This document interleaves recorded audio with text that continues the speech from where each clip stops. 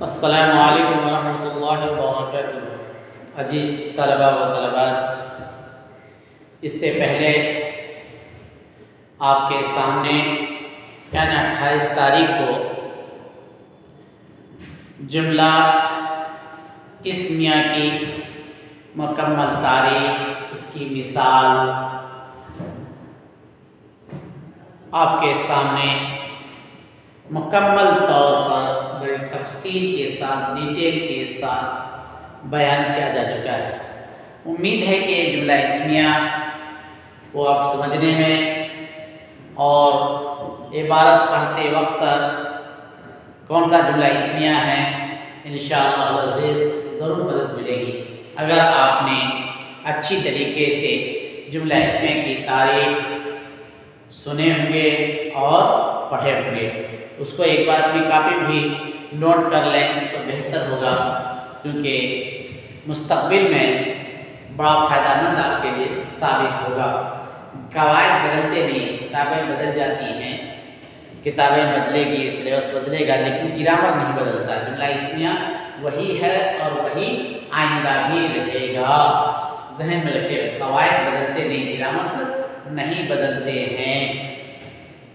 اس لیے جو جملہ اسمیہ کی تعریف میں نے بتائی وہی چیز آپ کو 10ویں جماعت نہیں بلکہ 11ویں 12ویں اور کالج ڈگری تک بھی وہی کام آئے گا انشاءاللہ، اگر آپ نے اس کو صحیح طور پر سمجھ لیا ہے تو ذہن و دماغ میں بیٹھا لیا۔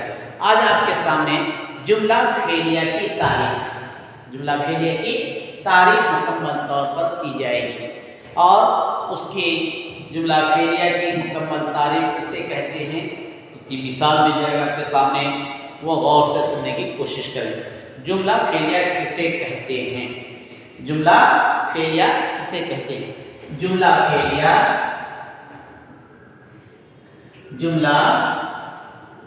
فعلیہ ایسے جملے کو کہتے ہیں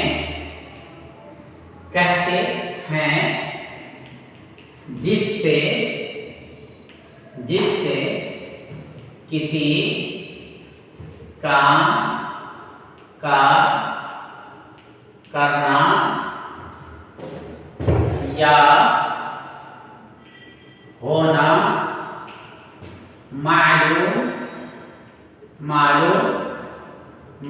ہو۔ کرنا یا ہونا معلوم ہو اور اس میں تینوں زمانوں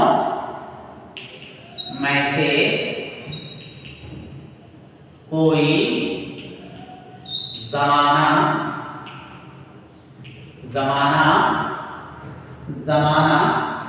پایا جائے،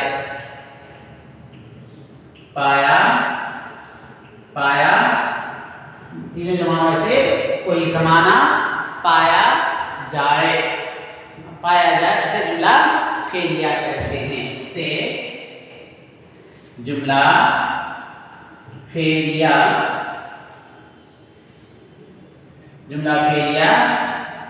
کہتے ہیں۔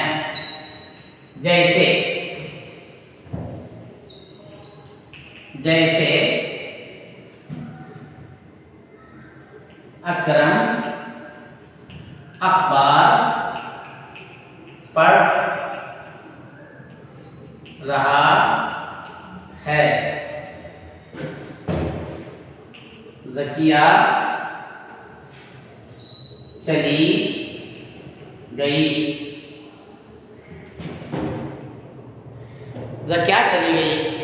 آپ دیکھیں جملہ فعلیہ کی آج مکمل تعریف آپ کے سامنے کی جا رہی۔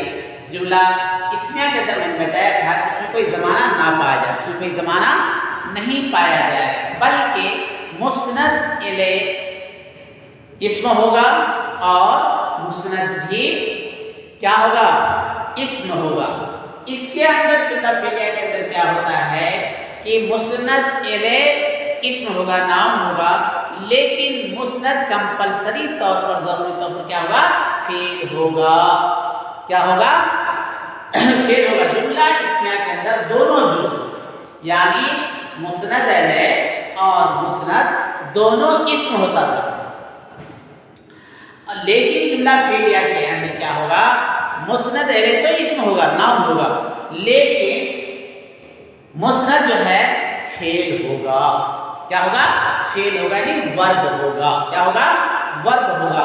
اسی لیے اس کی تعریف کہتے ہیں کہ اس سے کسی کام کا کرنا جملہ فعلیہ ایسے جملے کو کہتے ہیں جس سے کسی کام کا کرنا یا ہونا معلوم کب ہوگا؟ ورب کے ہی ذریعے سے معلوم ہوگا، ورب نہیں تو معلوم ہوگا نہیں ہوگا۔ جیسے کہ میں نے بتایا کہ اسم کے اندر حامل ذہین ہے، اس کے اندر کام کا کرنا یا ہونا معلوم نہیں ہے، بلکہ حامل کی اچھائی چیز بتائی جا رہی ہے، بس ہو گیا، خالق کی ایک اچھی چیز بتائی جا رہی ہے، بس ہو گیا۔ تو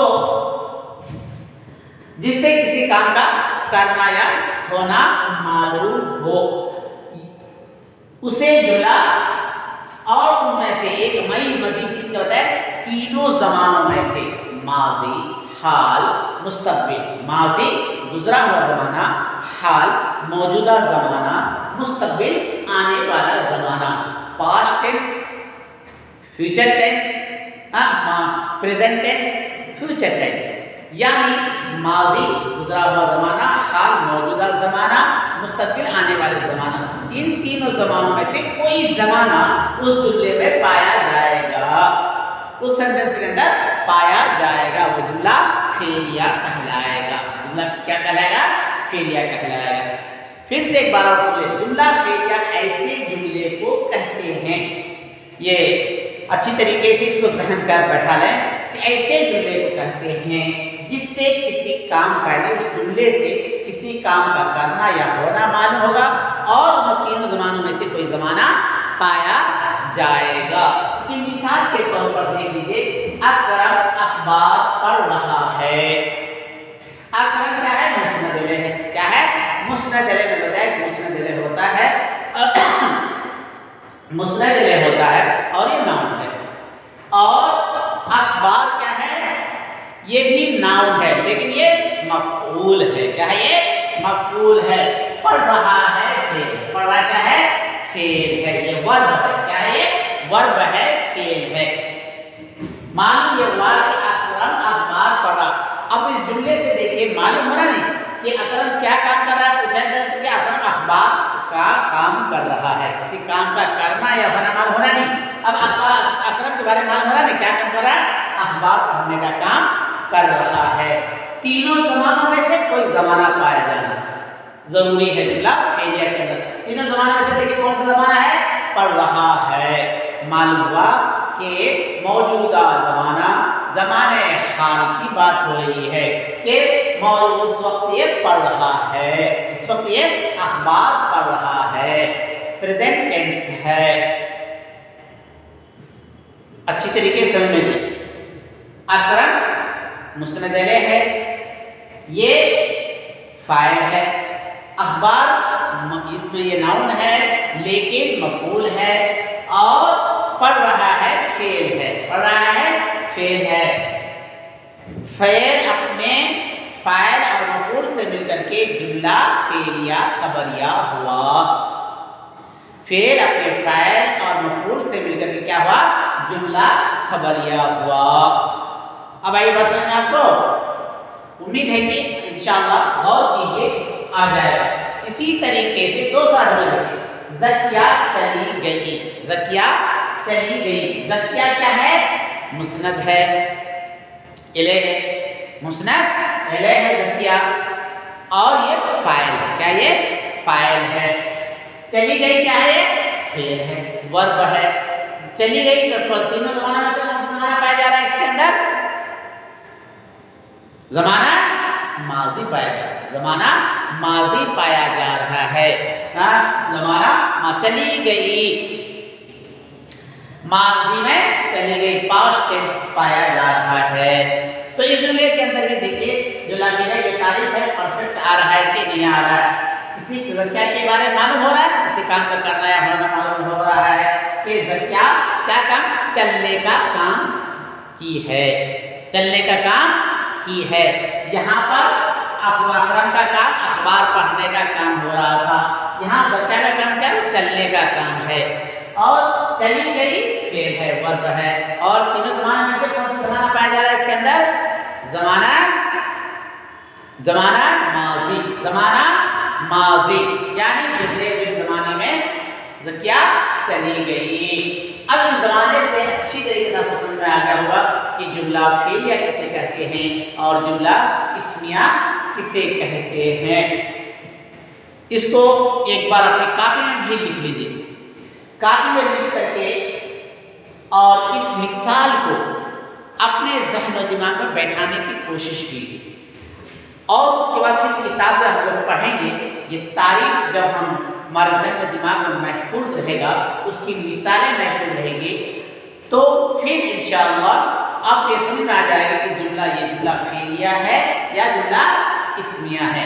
اچھی طریقے سے ہم کو پتہ چل جائے گا کہ جملہ فعلیہ ہے یا جملہ اسمیہ۔ دو ہی طریقے کی صورت کے لحاظ سے جملے کی دو ہی قسمیں ہیں، جملہ اسمیہ اور جملہ فعلیہ۔ اس کی صورت بتا دیتی ہے کہ جملہ فعلیہ ہے یا جملہ اسمیہ، جس سے کسی کام کا کرنا یا ہونا معلوم ہوگا، تینوں زمانوں میں سے کوئی زمانہ اس کے اندر پایا جائے گا، ذہن میں بیٹھا فوراً اطمینان کرے گی یہ جملہ فعلیہ ہے۔ اگر کسی جملے سے تینوں زمانوں میں سے کوئی زمانہ نہیں پایا جا رہا ہے، جملے میں سے نہ کسی کام کا کرنا یا ہونا جملے میں معلوم ہو رہا ہے، تو معلوم ہوگا کہ جملہ اسمیہ ہے۔ دلی کا تاج محل بہت ہی خوبصورت، حسین و جمیل ہے، خوبصورت ہے، حسین و جمیل ہے۔ اب یہ جملہ کوئی کون سا جملہ ہے؟ کیا بولیں گے؟ جملہ اسمیہ ہے۔ کہیں بولے تو اس میں دلی کے تاج محل سے کسی کام کا کرنا یا ہونا معلوم نہیں ہو رہا ہے، تینوں زمانوں میں سے کوئی زمانہ نہیں پایا جا رہا ہے۔